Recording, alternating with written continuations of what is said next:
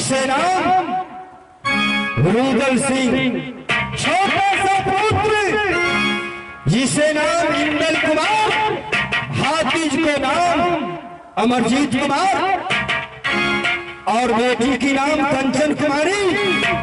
लेकिन हमरो होना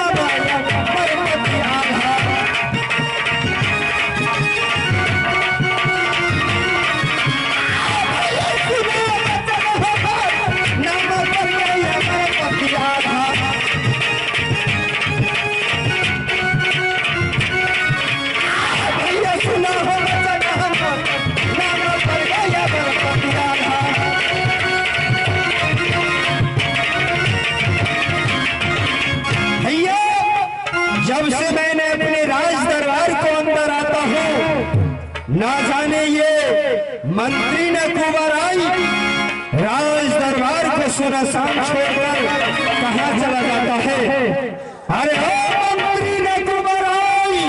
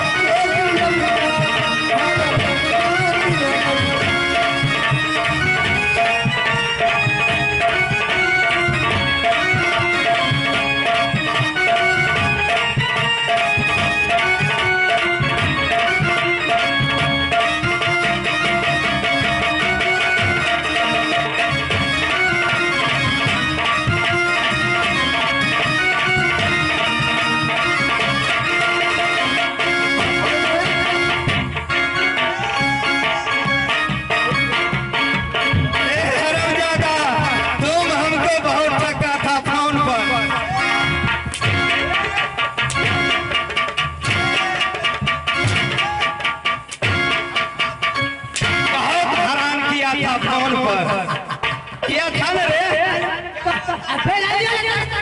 क्या बोल रहा था कि हम नहीं आए?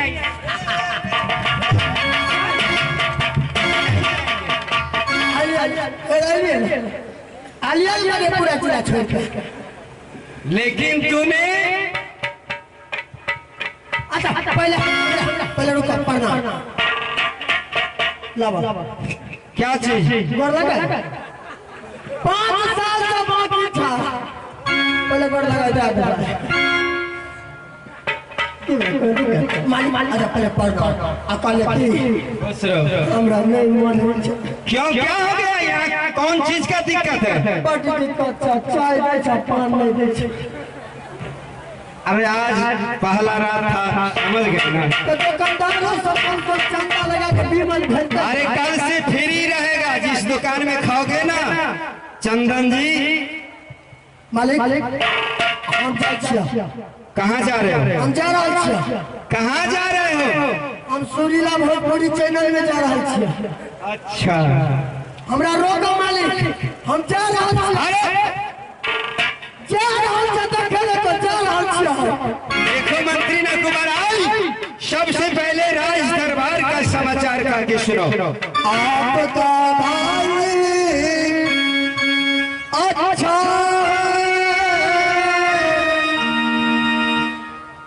आपका भोजाई अच्छी है,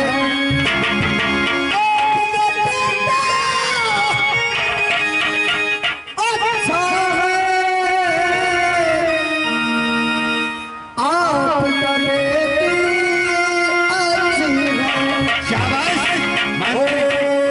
सर्व मंगल मंगल शिव शिवार्थ साधिके शरण्ये त्र्यंबके गौरी नारायणी नमस्ते।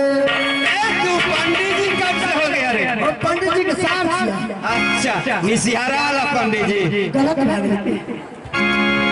मंत्री न कुमार आई तो मैंने कुछ देर अपने डाक बंगला पे आराम करना चाहता हूँ। हम तेल लगाइए चलते नहीं नहीं, और तूने मेन गेट पे खुले तेगा से पहरा करना, अंदर का चिड़िया बाहर न जाए और बाहर का चिड़िया अंदर ना आवे। अंदर वाले को बाहर कर देंगे और बाहर वाले को अंदर।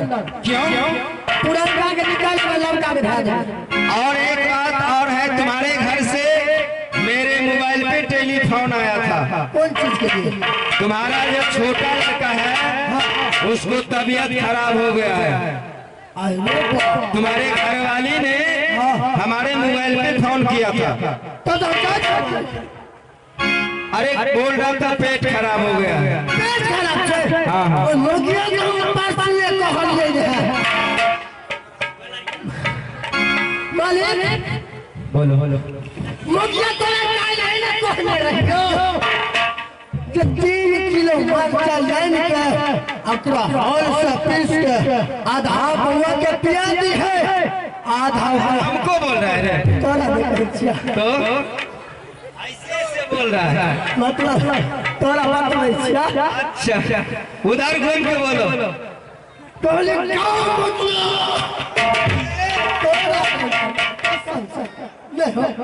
तोरा संख्या उधर तोरा संख्या एकरा संख्या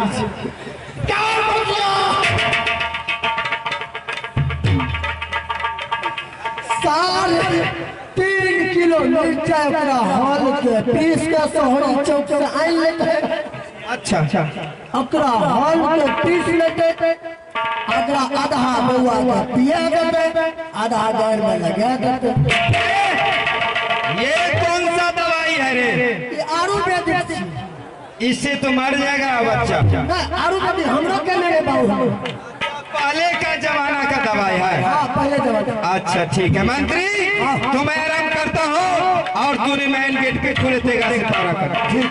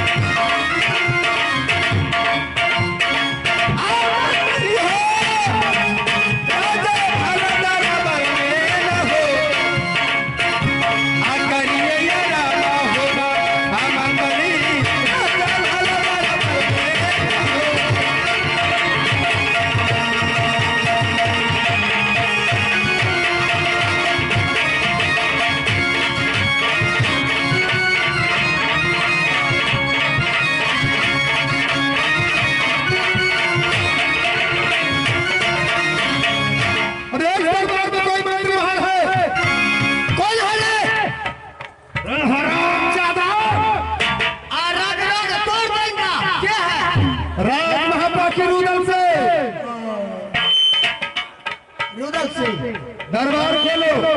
नहीं चलिए बच गया आइए भाला उड़ा फेंक रहा था रे। फेंके भला रहिए भाला हो अब फिर सट्टा निकाले रहिए कहिया फिर सट्टा में जे छै कहलिए गोली मार फिर सट्टा लौट करबे बच्चे के ला सहारा कुटा कर आवा सिमा सिमा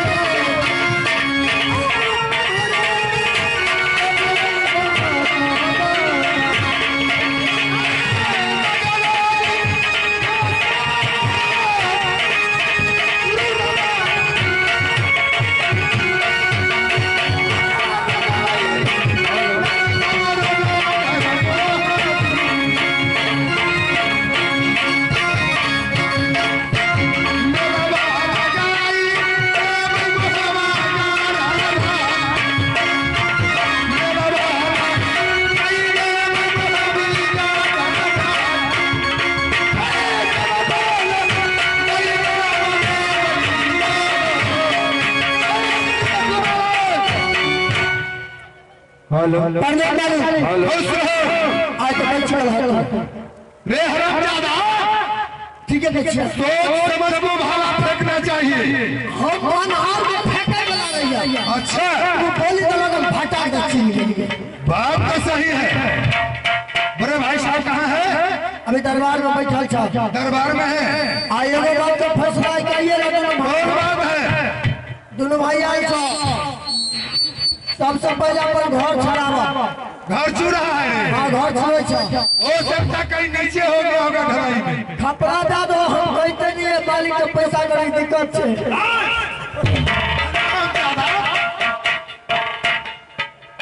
गलत बात बंद है। हम बुझली अपन राजा के जाने में हमर गरीब छी। अरे राजमाता के छत्री गरीब है रे। अपन चुए जाने चूता है तो चूने दो। अच्छा चलो बड़का मालिक बैठा है। पैसा चीता चरण कमल में मैंने किया।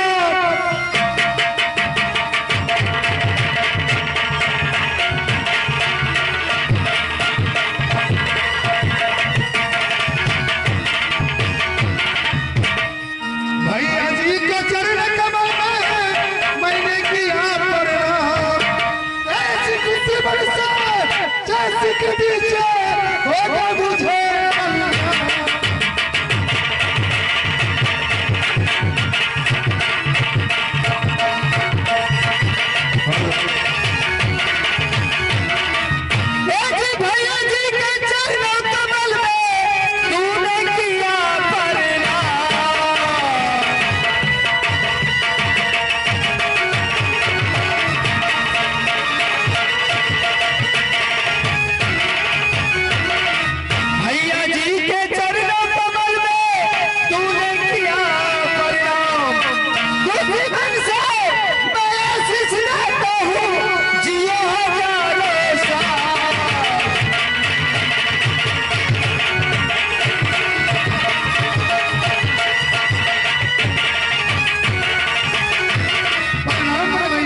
दूसरे मेरे भाई रुदल सिंह, ये बताओ कि आज क्या बात है कि तुमने मेरे राज दरबार के अंदर में आए हो?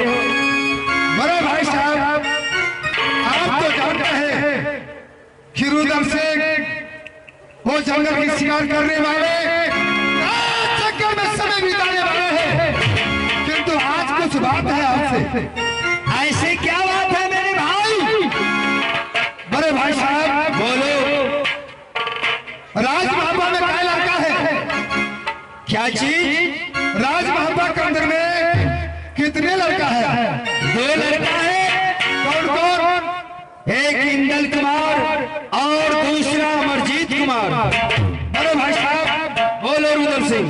इंदल कुमार जिस रोज जन्म लिया था, कर गया था, लेकिन अमरजीत कुमार जब ने जन्म लिया तो सरी के घर में दुश्मन फीट हो गया और उसे खींच के बबरीवन जंगल में फेंक डाला। कुछ पता तो नहीं है। जो बबरीवन जंगल से आने के बाद राज महाबा में एक काम वकीला की छत्री बोल रहे हैं कि रुदल सिंह निपुत्र है। मेरे बालक के बारे में कोई नहीं जान रहा है।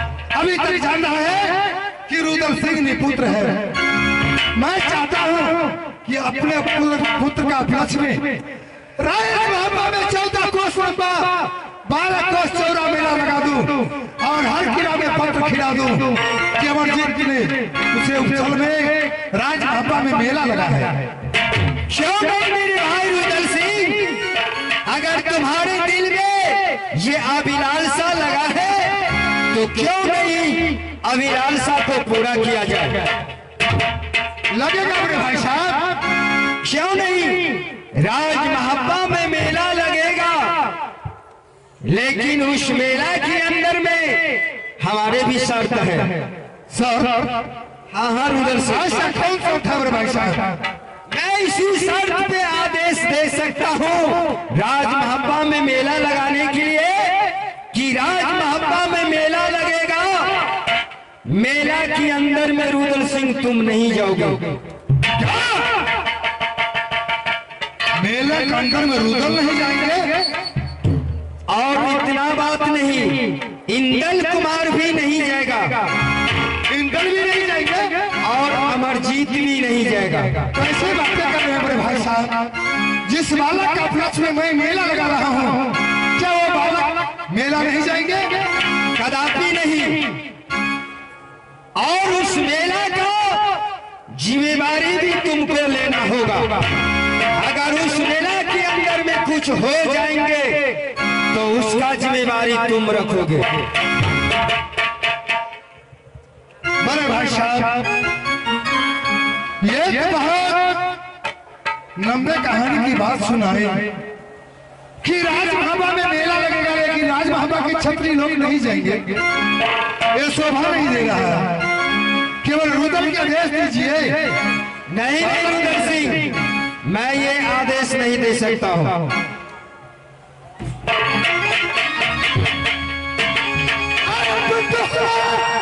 चल